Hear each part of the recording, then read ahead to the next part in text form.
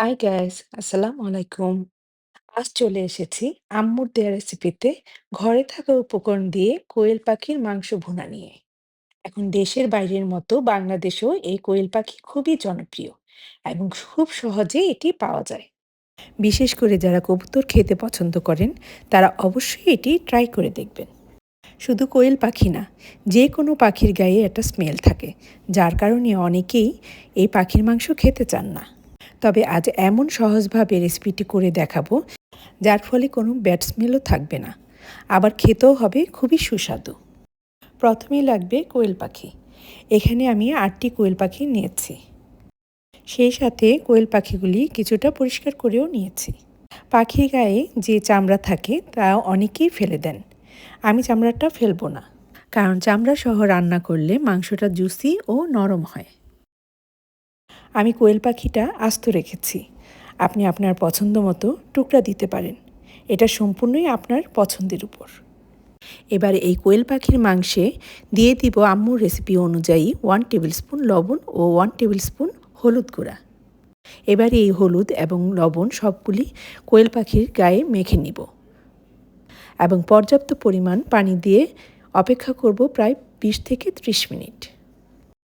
এইভাবে লবণ হলুদের মিশ্রণে ডুবিয়ে রাখলে কোয়েল পাখির যে একটা ব্যাড স্মেল থাকে তা অনেকটাই কমে যায়। ফিরে এলাম 30 মিনিট পর। এই পর্যায়ে কোয়েল পাখিগুলি খুব ভালোভাবে ধুয়ে নিয়েছি এবং পানি ঝরিয়ে রেখেছিলাম। এবার চলে যাব মূল রান্নায়। এবার একটি প্যানে নিয়ে নিব আধা কাপ পরিমাণ রান্নার রেগুলার তেল এবং দিয়ে দিব কিছু গরম মশলা, যার মধ্যে রয়েছে লং, দারচিনি, তেজপাতা ও গোলমরিচ। এবার এই গরম মশলাগুলি দিয়ে কিছুটা সময় ভেজে নেব। এতে করে খুব সুন্দর একটা ফ্লেভার মাংসে অ্যাড হবে। এবার দিয়ে দিব পেঁয়াজ কুচি, প্রায় 2 কাপের মতো। এই রান্নাটা করার জন্য পেঁয়াজটা একটু বেশি হলেই ভালো হয়। এবার 3 থেকে 4 মিনিট ভেজে নিব, যতক্ষণ না পর্যন্ত পেঁয়াজটা নরম হয়ে আসে। এই পর্যায়ে দিয়ে দিব স্বাদ মতো লবণ। যখনই দেখব পেঁয়াজটা নরম হয়ে আসছে, তখনই দিয়ে দিব রসুন বাটা, আদা বাটা, যা আমি 2 টেবিল স্পুন করে নিয়েছি। জিরা গুঁড়া দিয়ে দিব 2 টেবিল স্পুন। ধনিয়া গুঁড়া দিয়ে দিব 1 টেবিল স্পুন। দিয়ে দিব স্বাদ মতো লাল মরিচের গুঁড়া এবং আধা টিস্পুন হলুদের গুঁড়া। সেই সাথে দিয়ে দিব আধা কাপ পরিমাণ পানি, যেন মশলাটা পুড়ে না যায়। চুলার হিটটা মিডিয়ামে রেখে রান্না করতে থাকব। খুব ভালোভাবে নেড়েচেড়ে মিশিয়ে নিব এবং ঢাকনা দিয়ে রান্না করব প্রায় 5 থেকে 6 মিনিট।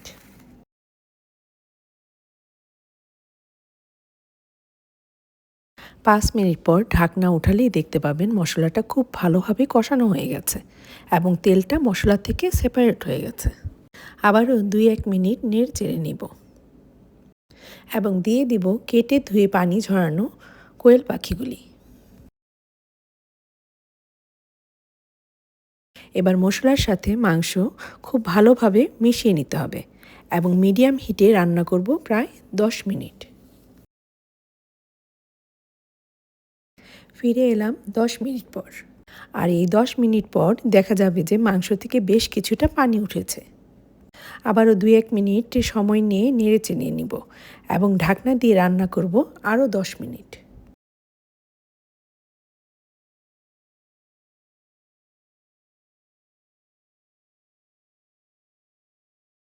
আবারও 10 মিনিট পর ঢাকনাটা উঠিয়ে নিলাম। দেখা যাবে তেলগুলি উপরে ভেসে এসেছে। আবারও 2-1 মিনিট নেড়েচেড়ে নেব। আসলে মাংসটা যত সুন্দরভাবে কষানো হবে আপনার রান্নাটা তত বেশি মজা হবে। মাংসটা খুব সুন্দরভাবে কষানো হয়ে গেছে। এ পর্যায়ে দিয়ে দিব 1 কাপ ফুটন্ত গরম পানি। অবশ্যই চেষ্টা করবেন গরম পানি ইউজ করার জন্য। এতে মাংসটা পানসে হয়ে যায় না। আবারও নেড়েচেড়ে মিশিয়ে নিয়ে ঢাকনা দিয়ে রান্না করব 10 মিনিট। চুলার হিটটা থাকবে মিডিয়াম টু লোয়ের মাঝামাঝি।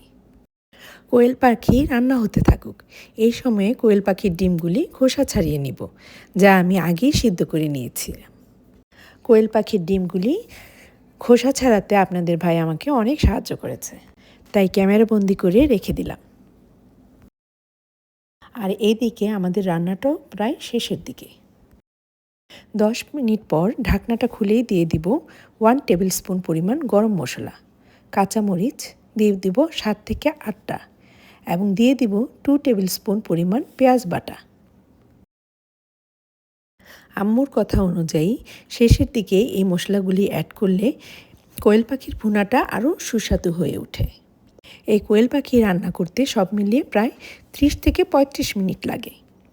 আবার সব মশলা মাংসের সাথে খুব ভালোভাবে নেড়েচেড়ে মিশিয়ে নিব এবং দিয়ে দিব আগে থেকে সিদ্ধ করে রাখা কোয়েল পাখির ডিম। আবারও আলতো হাতে সব কিছু খুব ভালোভাবে নেড়েচেড়ে মিশিয়ে নিব এবং চুলার হিটটা মিডিয়াম টু লো এর মাঝামাঝি রেখে রান্না করব মাত্র 5 মিনিট। আর এই সময়ের মধ্যেই মশলার ফ্লেভারটা মাংসের মধ্যে ঢুকে যাবে। 5 মিনিট পর ঢাকনাটা উঠিয়ে নিলাম।